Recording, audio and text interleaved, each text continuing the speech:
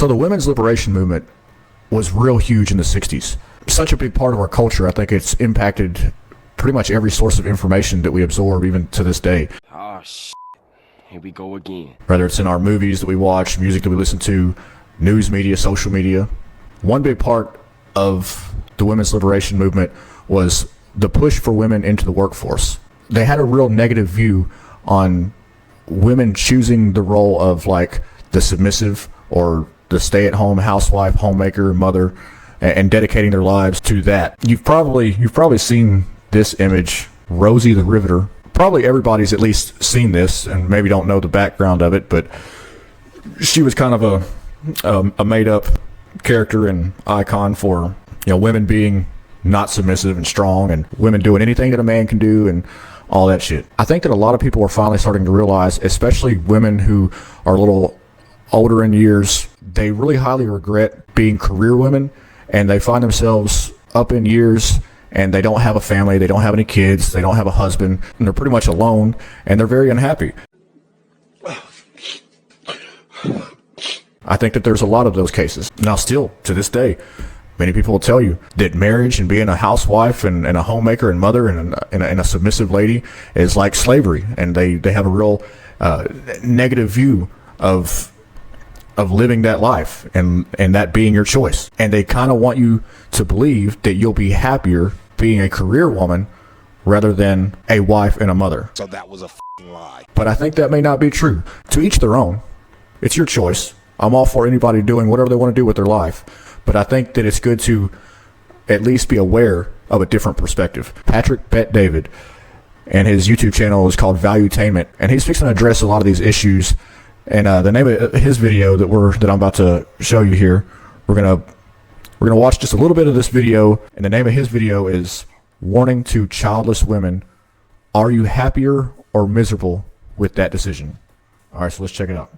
There are a lot of decisions you're going to make in your life, but a handful of them are going to be big decisions in your life, with one of them being having kids. And there's a debate going on right now. Are women happier if they have kids, or are women happier not having kids? Chelsea Handler made a video a couple weeks ago going after Adam because Adam said a couple different words, and she said, I am so much happier for not having kids. 45% of working women ages 25 to 45 by 2030 will be non-married, no kids, single.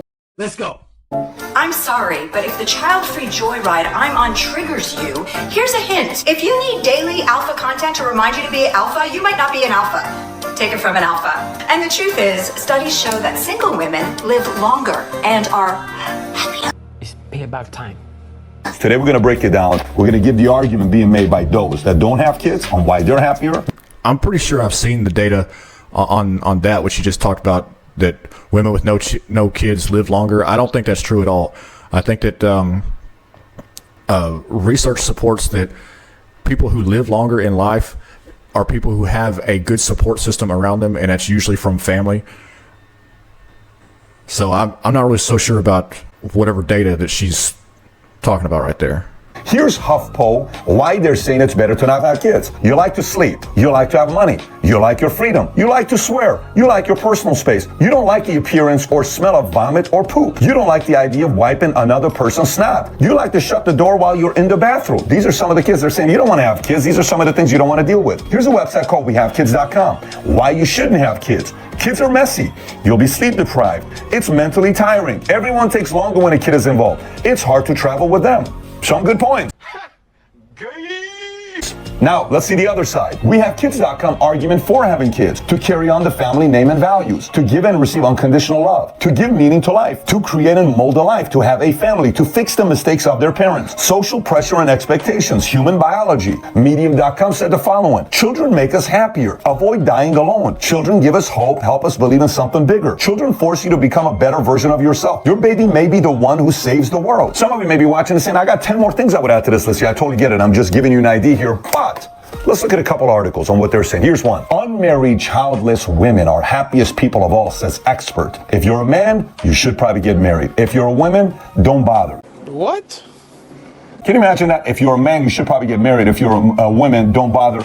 You think someone's going to read that and say, maybe I shouldn't get married? Here's another one. Half of women have not yet had a child by age 30 for the first time ever, figures show. Women born in 1990 were the first cohort ever where half were not mothers by their 30th birthday. Now, if you're part of that camp, you're like, oh, thank God, we're making progress. Some of you may say, what are we talking about here? What else is the purpose for not having kids? Are you kidding me? You don't want to have kids? That's the data telling you. Watch this next one here. 1 in 4 projecting childlessness among today's young women. Meaning 1 in 4 is probably going to have a kid. 3 out of 4 is probably not going to have any kids. That's the direction we're going today. But let's look at some other numbers, because when I retweeted Chelsea Handler's video when she said what she said about men and Alpha Motivation Zero, I retweeted and said, here's a study from University of Pennsylvania saying childless women were 46% more likely to be highly depressed than mothers. But then we said, well, okay, let's play devil's advocate, because maybe people are happier that don't have kids. Maybe it is something. Why don't we look at and break down 4 different stats? Married with children, women who are married but they're childless, women who are unmarried with children, and those who are unmarried and childless. Are they happier when they're younger, and as they age, they get more depressed and miserable? Or are they unhappy when they're younger, and when they age, hey, I don't have any kids, I'm just happier now? Let's look what the stats tells us. Here's what we're looking at. Ages 18 to 34, married with children, 30 of them were happy. But married childless, 33 of them were happy, which means those who were married and didn't have any kids, they had more time with their spouse, they were actually happier than those who were married with kids. Then you have unmarried with children, 12% of them said they were happy, and unmarried childless, only 7% said they were happy. So in this cohort, the happiest ones were who? Married, but no kids. So the argument is, go find your love, but don't go have kids. It's too much work. Now let's see what happens as you age in life. 35 to 54, married with children, 28% said they were happy. Married childless fell to second place now. 24% said they were happy. Unmarried with children, 11% said they were happy. Unmarried childless, 12% said they were happy. Now comes the next phase, 55 and up, because as you're 55 and up, you can't be dating. You don't have as many options as you did when you were in your 20s. Married with children, 25% happy. Married childless, massive drop off, 14%. Unmarried, but with children, 11%. And unmarried, childless, went to last place. So the happiest went from married with kids, then those who are married without kids, but it's a big drop off from 25 to 14, then unmarried with children, and unmarried childless. So when you look at this data, what do you think about? The argument could be made from the other side to say, you see, even the person that's married childless is happier than the person that's unmarried with child. So basically, as you get older, your perspective starts to change. And it seems like the point that he's trying to make is that, when you get older, you start to realize that you are alone and you start to regret your decisions. And women, of course, have to consider a biological clock. Here's a study done by National Library of Medicine. Data shows that women with children were significantly less likely to have depressive symptoms. So how do we get here? Could be one of the things. Look, I got a bunch of different data I can show you. I don't want to overwhelm you. The fact that, hey, college degrees, it used to be a lot more men used to get college degrees. For the first time ever, women are getting more four-year college degrees than men. This is a transition we've looked at from 1940 to 2021. Women are now competing and maybe thinking, I no longer need a man. I can make the money. I don't need your money. I can do it myself. Why do I need to have a husband in the first place? And if you look at right now, more women in workforce for every 100 in 1990. For every man working in 1990, 74.5% women. Today, that's 82, which means women are getting close to having the same exact number as men. And the argument a lot of times is made, well, women have babies, they can't work as many hours as a man does after having kids, and they have to take this, they have to do that. Fine, no problem. I'm just giving you stats on what's going on. And then also income-wise, if you look at income-wise, 65 and up, there's a very big disparity between how much men make and how much women make. 55 to 64, men still have a big lead. 45 to 54, men still have a big lead. 35 to 44, men have a big lead. But if you look at 25 to 34, they're making about the same amount of money. And if you look at 20 to 24, it's about the same amount of money. So that race is getting closer and closer and closer. And if you look at these stats, the U.S. National Survey of Families and Households determined that those who report being happy in their marriages declined when women earned more than their husband. That was said to increase the risk of divorce by 50%. When a woman makes more money than a man, there's a 50% higher chance of divorce. Now, you may be able to say on the other side, and the argument could be what? Well, that's because men are insecure, and it's the insecure man's fault. Could be. I'm just giving you the stat on what could be the reason that this is taking place. Maybe a man wants to be the guy that's kind of like, somebody needs me. I'm needed. There's a purpose for me being here. You rely on me and makes me feel important, and I want to do even more for you. That could be in the DNA. How come every time a man has any kind of standards, women want to say that it's because he's insecure? Or feminists in general say it's because he's insecure. I don't think it's insecure to just have standards. Women have all kinds of standards, and people are perfectly okay with it. You know, women usually want a guy that makes like so much money. He's got to be so tall. All kind of standards. How come men can't have standards without us being insecure for it? Make that make sense. Of a man, that naturally we're wired that way. We can go on and on and on and talk about, well, you know, one of the things that changes back to this, before social media, if a girl was a really hot girl that was living in a state, in a city, she would have married somebody there. Now she can post her picture on social media and thousands of other men could DM her and she could realize, look, I'm really hot. These guys are DMing me from UK, from Spain, from Brazil, from New York. I don't live in New York. I live in Arkansas. I live in, I live in this.